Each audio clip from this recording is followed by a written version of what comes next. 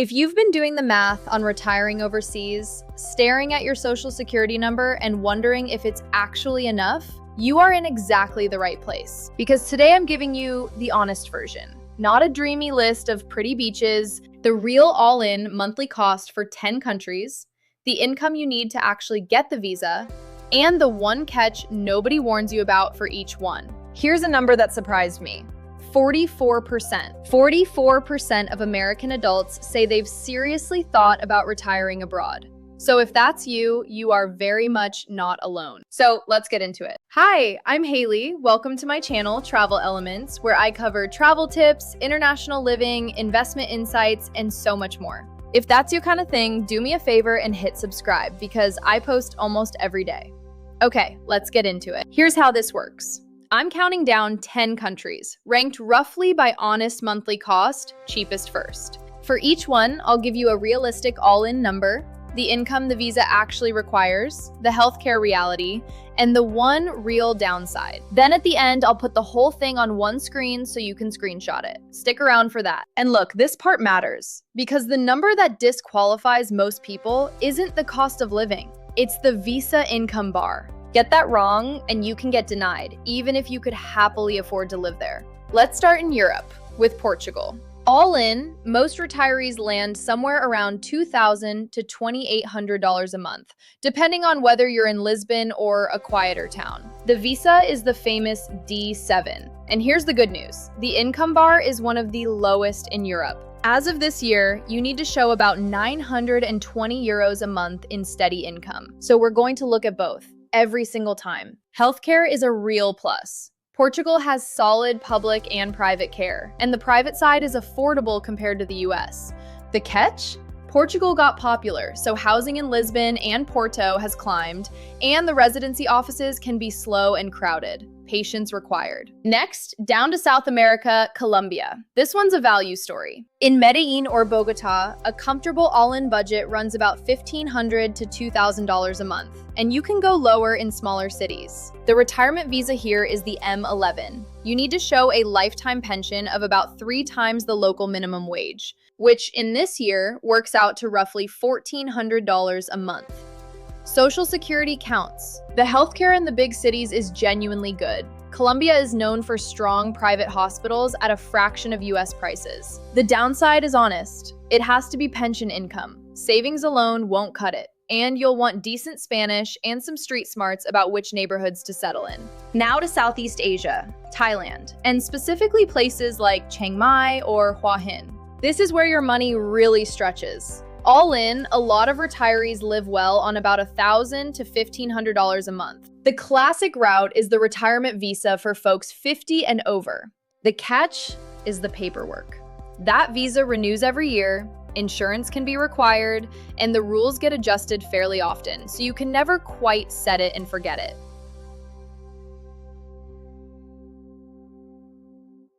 Healthcare in Thailand is a genuine draw. The private hospitals in the big cities are excellent and affordable, which is a big reason retirees feel safe there. The catch is the paperwork.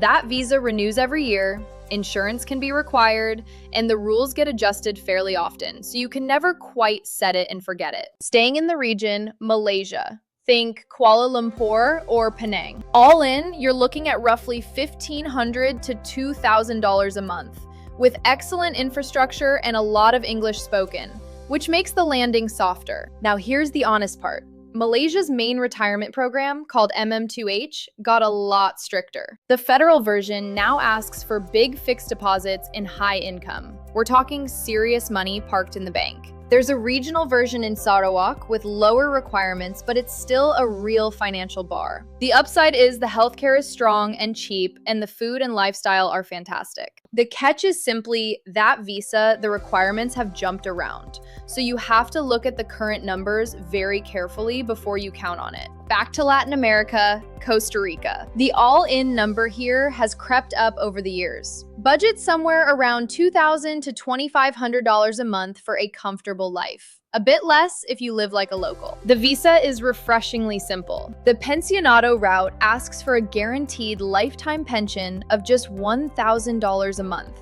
That's it. No minimum age, and it can cover your spouse. And once you're a resident, you can pay into the public healthcare system called the Caja, which people genuinely like. The catch? Imported goods and cars are pricey, the rainy season is long, and the popular expat areas aren't as cheap as they used to be. Costa Rica is wonderful, just not the bargain it once was. Panama has one of the best-known retiree visas anywhere, the Pensionado. All in, figure around $2,000 to $2,500 a month, though Boquete's spring-like weather is honestly part of the appeal. Panama has one of the best-known retiree visas anywhere, the Pensionado. You need a lifetime pension of about $1,000 a month, and here's the kicker. It gives you permanent residency almost right away. Plus, a famous list of discounts for retirees on everything from flights to restaurants to medical bills. Healthcare in Panama City is excellent and modern. The catch is that Panama City itself is humid and busy, and outside the city, English thins out fast. But for an accessible visa, it's hard to beat. Real quick, if this honest breakdown is helping you, hit that subscribe button so you don't miss the rest. I make these so you can plan with real numbers, not wishful thinking. Okay, top 2. Okay, Mexico. Puerto Vallarta, Lake Chapala, longtime favorites. And I have to be straight with you, because this is the big 2026 change. On the day-to-day, Mexico is still affordable. Many retirees live comfortably on about $1,500 to $2,000 a month. But the visa just got repriced, and it's a big deal. To get temporary residency now, you generally have to show monthly income of around $4,400. For permanent residency, it jumped to roughly $7,400 a month, and the government fees doubled this year on top of that. So here's the honest truth. Mexico used to be the place a Social Security-only retiree could easily qualify for. That door has largely closed. It's now aimed at wealthier retirees. The living is still cheap, the visa bar is not. Healthcare, for what it's worth, is good and affordable. Just go in with eyes open. Up to number 3, Spain. A little pricier, but for a lot of people, worth it. All in, budget around $2,000 to $2,800 a month. More in Madrid or Barcelona, less inland or on the coast. Spain's main retiree route is the non-lucrative visa. The income bar is meaningful. This year it's about 2,400 euros a month, which is roughly $2,600. And you have to show it from passive income, not a job. The healthcare is genuinely world-class, and that's a huge reason retirees choose Spain. The catch is twofold. That visa basically means you can't work remotely on it, and Spain taxes worldwide income once you're a resident. So you really want a tax advisor before you go. And this is the big story of the year. Greece just became the #1 retirement destination in the world. On the International Living Index, for the first time in the 35 years they've been doing it, it jumped from 7th place all the way to 1st. All in, Greece is surprisingly reasonable for Europe. Figure around $1,800 to $2,500 a month, less on the islands and quieter spots. The visa is the FIP for financially independent people. You need to show about 3,500 euros a month, which is roughly $4,000. But here's why everyone's talking about Greece: the tax deal. If you move your tax home there, foreign retirees can pay a flat 7% on their foreign income, including pensions and Social Security, for up to 15 years. That's a genuine game changer for the math. Healthcare is strong, the climate is unreal, and the catch is mostly the bureaucracy and learning to slow down to the local pace. And number 1 for pure stretch your dollar value, I'm giving it back to Southeast Asia. Places like Chiang Mai, Thailand, and budget-friendly corners of Vietnam and Malaysia. Because if your single biggest worry is making a modest fixed income last, nothing on this list beats it. All in, we're talking roughly $1,000 to $1,500 a month for a genuinely comfortable life. Your own apartment, eating out often, good private healthcare nearby. The visa bars are reachable, the cost of living is the lowest here, and the expat communities are warm and established. The honest catch is distance. You're a long flight from family in the US, the culture gap is real, and the visas usually need annual renewals.